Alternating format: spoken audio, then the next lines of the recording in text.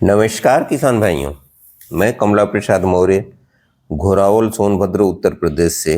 आप देख रहे हैं हमारा टॉपर किसान चैनल। टॉपर किसान चैनल पर आप लोगों का स्वागत है। आज मैं आप लोगों को एक ऐसी फसल के विषय में जानकारी देने जा रहा हूं जो बेहद ही महत्वपूर्ण फसल है। इस फसल की सबसे बड़ी विशेषता यह है कि इसमें किसी भी प्रकार के कीटनाशक या फंजीसाइड की जरूरत नहीं होती है, ना ही इसमें किसी भी प्रकार के रासायनिक उर्वरकों की आवश्यकता होती है। यह पूर्णतया जैविक तरीके से इसकी खेती की जा सकती है और किसी भी दूसरी ट्रेडिशनल फसलों से ज़्यादा ही ये मुनाफा देती है। तो आइए इसके विषय में हम लोग जानते हैं। ये है ईरानी अकरकरा। जैसा कि आप लोगों ने थंबनेल पर देखा ही होगा उसका फूल, और आगे भी हम इसको दिखाते हैं आपको। और इसके फूल को ही जब इसका पक जाता है तो उसको मसल करके उसके बीज को, जैसे टमाटर या मिर्च की नर्सरी डाली जाती है वैसे ही इसकी नर्सरी डाली जाती है। नर्सरी डालने के बाद लगभग 60 दिनों में इसकी नर्सरी तैयार हो जाती है। जैसा कि आप चित्र में देख रहे हैं, इस तरह से 3 इंच, 3.5 इंच या 2.5 इंच से ऊपर की जो पौध होती है वह रोपने योग्य तैयार हो जाती है। तो इसको आप उखाड़ करके और इसकी रोपाई आप कर सकते हैं। एक बात और ध्यान देने योग्य है किसान भाइयों, कि जब आप इसको उखाड़ते हैं तो उखाड़ने के बाद यूं ही खुले में ना छोड़ दें। इसको किसी बर्तन में पानी थोड़ा डाल करके और उसी में इसकी जड़ों को भिगो करके रखना है। जब उसकी जड़ों को आप भिगो कर रखेंगे तो पौधे खराब नहीं होते हैं, और इसी प्रकार से आपको ले जाना है। इस तरह से अगर आप करते हैं तो 2-3 दिन बाद भी अगर इसकी रोपाई करते हैं तो कोई समस्या नहीं आएगी। अगर संभव हो तो इसमें आप कंटेक्ट फंजीसाइड या जो सिस्टमेटिक फंजीसाइड होता है, जैसे जिसको कार्बेंडाजिम या मैनकोजेब कह सकते हैं, उसको आप ले करके 2 ग्राम प्रति लीटर के हिसाब से घोल बना करके इनकी जड़ों को अगर ट्रीट कर दिया जाए तो कोई सड़न ओड़न की समस्या नहीं आती है, और इसको ले चल करके आप लगा सकते हैं खेत में। अब रही बात, इसको आप सूखे खेत में लगाएंगे कि गीले खेत में लगाएंगे, तो सबसे अच्छी विधि है उसको गीले खेत में लगाने की। अगर आप गीले खेत में भी लगाते हैं तो ज़्यादा अच्छा होता है, या अगर आप सूखे खेत में लगा रहे हैं तो लगाने के तुरंत बाद इसकी सिंचाई करनी बहुत ही ज़रूरी होती है, नहीं तो आपके पौधे सूख जाएंगे, और जब सूख जाएंगे तो आपको बहुत नुकसान हो जाएगा। तो इस बात का भी ध्यान देना है कि अगर आप सूखे खेत में लगाते हैं तो उसके तत्काल बाद उसकी सिंचाई करनी होती है, जिससे आपके पौधे तंदुरुस्त होते हैं और सही चलते हैं।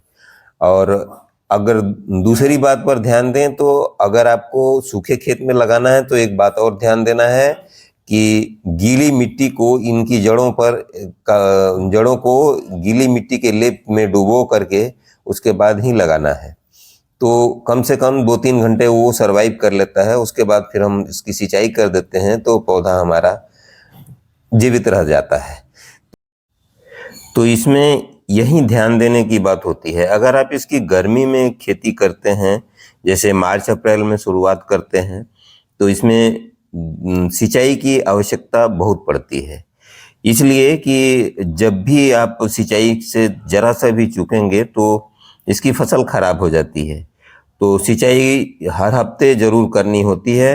और रही बात इसके लगाने की दूरी की, तो लगभग 10 इंच से लेकर के 12 इंच की दूरी पर एक एक पौधे की रोपाई की जाती है।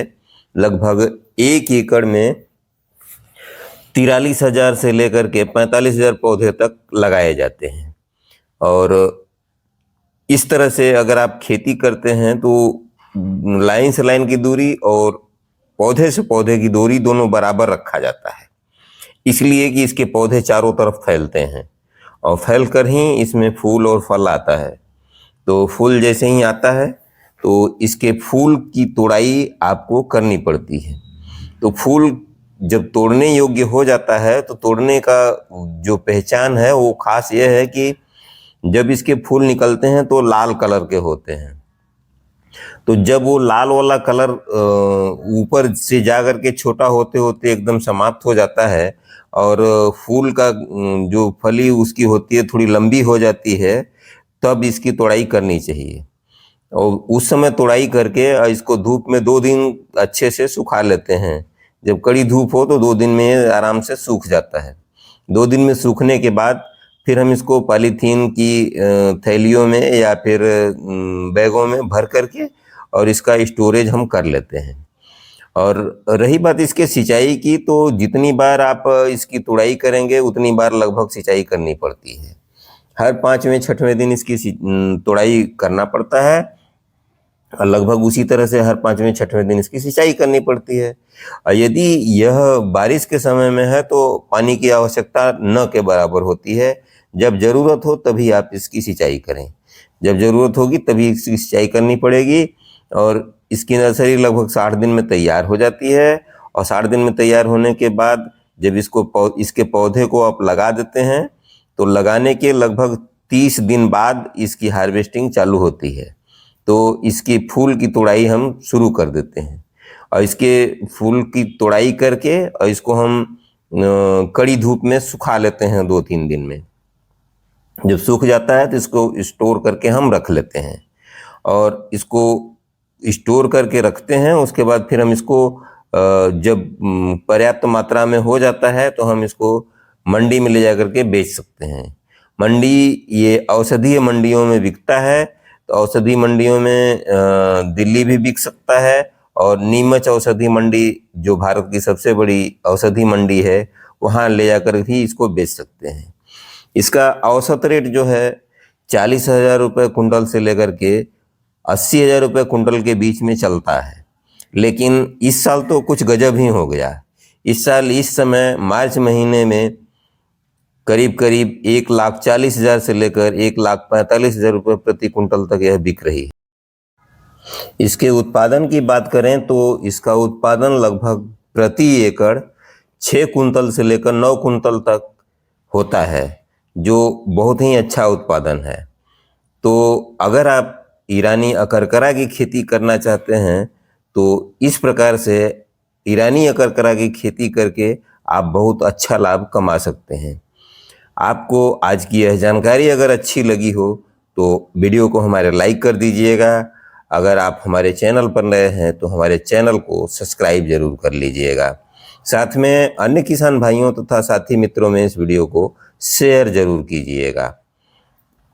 अगर आपको यह जानकारी बेहतरीन लगती है तो अपने चर्चा के माध्यम से भी अन्य किसानों में इसको फैलाते रहिए, जिससे ये किसानों की आमदनी बढ़ सके। तो हमें उम्मीद है कि आपको यह जानकारी बेहतर लगी होगी।